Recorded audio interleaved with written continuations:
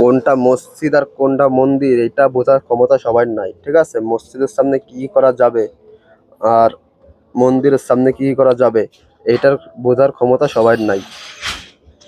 আজকে একটা ছবি দেখলাম গোপালগঞ্জ মডেল মসজিদের সামনে, দেখি ওইখানে একটা রমরমা আয়োজন করছে। মানে ওটা যে মসজিদ এটার কোনো নাই। ওইখানে দেখলাম মেয়েরা শাড়ি টাড়ি পরে ছবি টবি তুলতেছে, সবকিছু করতেছে।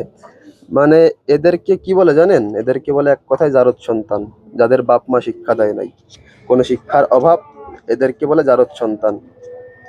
আর এর সাথে যে মুসলমান ছেলেমেয়েরা যোগ দিবা তাদেরকে বলে এর চেয়ে বড় জারদ সন্তান।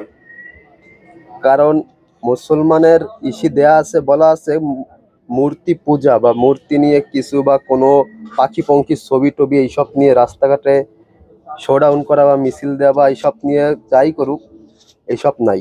এইসব একমাত্র হিন্দুদের ধর্মে আছে, মুসলমান ধর্মে এইসব নাই। যারা এর সাথে সাই দাও তাদেরকে আমি বলি এসছে বড় জারদ সন্তান, ঠিক আছে?